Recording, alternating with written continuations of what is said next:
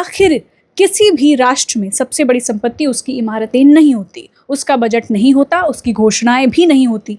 उसकी सबसे बड़ी पूंजी उसके लोग होते हैं।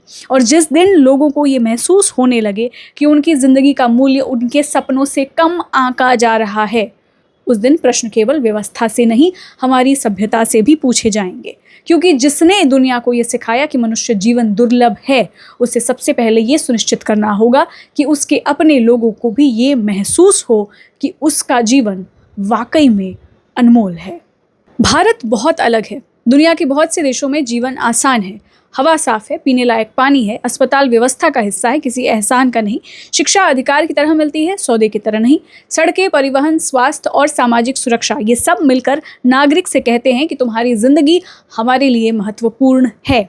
और फिर भारत आता है, लगभग 1.5 अरब लोगों का देश है। इतने लोग की कई देशों की पूरी आबादी मिलकर भी भारत के एक बड़े राज्य के बराबर नहीं होती। इतने लोग की हर दिन लाखों सपने जन्म लेते हैं, लाखों उम्मीदें, लाखों संघर्ष, और इन्हीं लाखों लोगों से यह देश चलता है।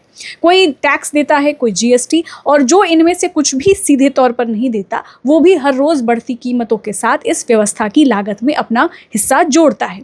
यानी कि इस देश को चलाने में हर नागरिक किसी न किसी रूप में भागीदार है। लेकिन प्रश्न ये है कि क्या इस देश में हर नागरिक का जीवन भी उतना ही मूल्यवान है? हमारी परंपरा तो कुछ और कहती है। हमारे ग्रंथ कहते हैं मनुष्य जीवन दुर्लभ है, असंख्य योनियों के बाद ये जीवन मिलता है, यही जीवन सबसे बड़ा अवसर है, यही जीवन सबसे बड़ा उत्तरदायित्व भी देता है। यानी कि हमारी सभ्यता ने मनुष्य को सबसे ऊंचा स्थान दिया। फिर ऐसा क्यों लगता है कि हमारी व्यवस्था में कभी कभी मनुष्य सबसे आखिर में खड़ा दिखाई देता है?